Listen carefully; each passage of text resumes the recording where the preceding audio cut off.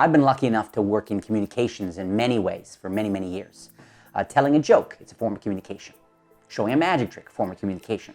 Cartooning, very interesting form of communication. And one of the things I've really learned, one of my big takeaways at this point, or you could say one of my big myopic black dots on my eye, depending on your perspective, is I'm a big fan of the idea of appealing to people's imaginations. About sharing things, my magic, my comedy, whatever, where there's, I've left room for their imaginations and even have welcomed them. Sort of little invitations to their imagination, because their imagination fills spaces with things I never could. Their imagination makes what I do meaningful for them personally in a way I never could. So my question to you with this video, and I'm going to walk through some of the handling on this really elegant, simple idea, is when you're performing magic with people, what's going to work better for you in a certain moment? Being explicit or being implicit? What's going to be more powerful? What's going to engage people? Doing magic that's, where there's nothing left to hide, where everything has been fully explained, every little detail, it's just pure mystery. And I'm not criticizing that, but I think it's something you should think about. Or something that maybe is more inherently mysterious, that has shadows in it, that leaves room for people to go, I wonder if he did this, wonder if he did that, he could have done this, could have done that. In a sense, leave more possibilities. So I'm going to come on down and we're going to take a look at these two methods now, one with this and one with that. Now, so as I'm showing you the brute mechanics to this elegant little magic moment here, keep in mind that question, okay? And I really think there are virtues to both, and ultimately, though, what determines these, the answer to these questions is your personal style. That's the key. That always has the final say. So, magicians have been playing around with coins penetrating into glasses and bottles, emu, living or dead, all these kinds of things for many, many years. There's that old paper peso in the raccoon eye bit that we all love to do. So we're down to these two. But here, I know some guys do, on YouTube, you'll find people doing the striking vanish, Williamson striking vanish. And frankly, for me to be able to get this coin with my fast hands and the layperson's eyes, for me to be able to get this coin secretly in an action from this position to in there, I don't think it's very impressive. I think, for me, this notion of having somehow getting this coin, I mean, look at this big hole. It's not like I'm getting it in a sugar packet or a wallet or something crazy or inside a paper clip. I'm trying to get this little coin in this big hole without you seeing it, okay? I mean, even here on camera, I'm tempted to kind of see without any, I'm tempted to see if I can do it in some sort of way that, So I'm not a big fan of the striking vanish versions. Instead, I think it has to be something really locked off. Really, really basic and very direct. So that's why I came up with this little handling here. The brute mechanics of this handling is I'm using two coins, right? Now, of course, you can use one coin. If you want to use one coin, all you need is a really good transfer. Hopefully that look good for the camera, okay? Where I apparently put it in there, pick up the glass, and then, didn't time it great there, but with one coin, any kind of false transfer or something ideally which gets to my fingertips. Really what I want is I want to get it in classic palm, because once it's in classic palm, and this will take work, this is $50, it's a great size for me. I can hold the glass. A trained magician could tell, oh, I think he's got one in classic palm. This little muscle gives it away here, okay? But anybody else, it just looks like you're picking up a glass for a second. Now, if you were to walk around town, it looks awkward, okay? But just for a beat or two, it seems like a very straight up way to do it. And of course, I'm going to drop the coin from classic palm into the glass. And you don't want a whole lot of wiggling around, okay? There's an old routine called coins to glass, where you have 3 coins, and one by one they go to the glass, okay? John Kennedy, one of Magic's true master thinkers. He doesn't do much anymore, but a good 20 years ago, half the tricks on the market were based on a John Kennedy idea. He had a beautiful coins to glass routine. Very ingenious and original. But here, so I've got it in classic palm. This is incidentally a great practice for your classic palm. Now, I have small hands. So because of that, these are small glasses, okay? If I try to go with a slightly bigger glass, my classic palm starts to really slip. But for these smaller ones, it works. So you can do a 1 coin version where you do a transfer, apparently take it in that hand. I'm doing like a retention kind of thing.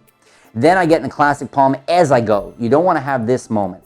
This can make spectators suspicious. But if I'm transitioning to something, if I'm going from something to something or picking up something, say I have a coin there, and I want to cover going into classic palm, I can do that while picking it up. Nice flow, okay? So here it's nice to have this other item. So whether I do a false transfer, get in the classic palm, or go right from classic palm to a false put. One less move, as Di Vernon would say, one of the legend of close-up magic. is if you can remove a sleight, you've made the trick better. So I've removed a movement. I've gone right from classic palm, okay, right into my, so here, and now I can go 1, and on 3, I can go 1, 2, open the hand for the slap, 1, 2. But again, be careful you don't get too large an action. Because notice, with practice, if you have a large enough action, you can probably throw the coin up and catch it in this hand, okay? So again, just the classic palm. Here. Sorry, I just missed a beat there, sorry. Classic palm here, 1, 2, 3. Also, ask yourself, are you, and I think it's important, these little details make the difference in the motivation and the power of what you're doing, are you hitting the glass down the coin, or are you passing the coin up through the glass, okay? So I've been doing it here with this opaque one, and what I like about the idea of an opaque is this notion, let's do it with this now. Let me show you the primary handling with this, with 2 coins, because it is, I think, very nicely direct, okay? You can start with 1 in classic palm, have this coin, maybe even borrow a quarter if you're palming quarter, or have this examined, okay? Here, and look.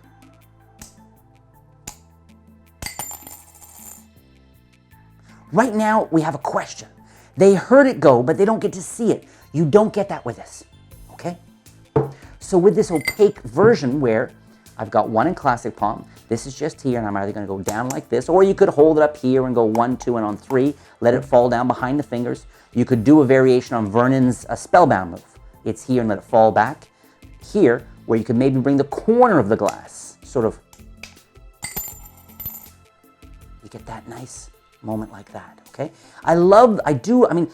Personally, in situations I work in, there's lots of clear glasses, not as many in this sort of situation, so I like to use what's in the space, so from just a practical point of view. But I do think there's so much to be said for this mysterious moment. Okay? The other virtue with the opaque is they get to see it, and when you spill it out here, okay, there's obviously no way that extra coin's flashing. And do not run when you're not being chased. You've heard me say this on the channel a whole bunch of times. People see a coin. They see a coin. They don't think for a second that's not the same coin. They might think the glass has a hole in the bottom of it. Okay, that's a different issue. But there's no question in their mind that that's the same coin. They just saw it. Okay, there's no pause. Notice that if I take a coin and I make it vanish, and then I say, actually, listen. It's been a time lapse. There's been a delay since they saw the coin, so there's a better chance of people thinking, well, maybe it's not the same coin. But in this scenario we've been doing, where I have a coin here, okay? This is in classic palm. When they see the coin and they see the coin, it's almost an unbroken through line of vision. In this situation, they are much less apt to think there's another coin involved, okay? Now, so I've shown you the basics here. Let me add in my flying shuttle, okay?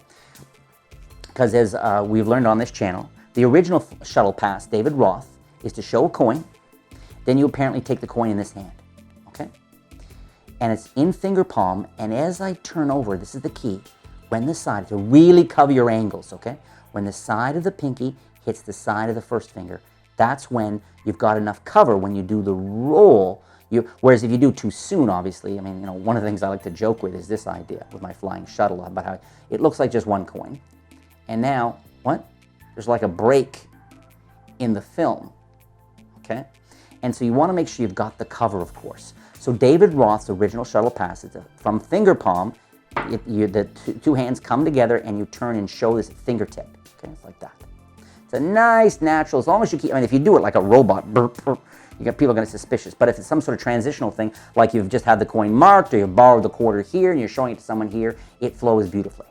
So I thought, what about doing it backwards? And this is many years ago, when I was just a teenager. I thought, wouldn't it be cool to be able to show just 1 coin, and then when you put it back in the hand, there's this, so what I'm doing here is it's staying in classic palm, and I'm turning the hand over, okay? But then the fingertips are actually, as it turns over, I am not flicking. There's no movement. The hand is turning, and in the turning, the momentum of the hand just turning over is propelling the coin slightly into the air. Just turning over, just turning over. You put the 2 together, and now it really looks like you only have 1 coin. I mean, there's obviously only 1 coin in play. Okay, so for this particular trick, what I'm doing is I've got, and maybe I've got this in classic palm, maybe this is in there. I start like this, spill that out there, nice. Do this, pick this up here. Maybe I've done it, sorry, the shuttle pass to show only one coin. And I don't say, look, I'm only using one coin. Okay, I just let the hands and the magic speak for itself, right? Then I come over, I'm all set here, and now I'm going to go 1, 2, and 3. So lots of virtues to this too. Well, this version had mystery.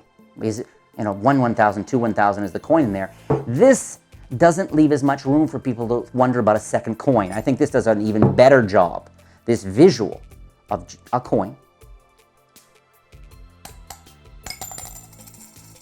I don't think there's any question that's one. Now, the fun thing with the bottom of a glass is, they have to, if they look straight down and the 2 coins, you can even look straight down at this, and if one coin's above the other, it really looks like just one. But you just do this and turn the hand over and fill that out, okay? So the 2 big questions I want to leave you with is, number one is, why would Jay for even a second hold the glasses like this?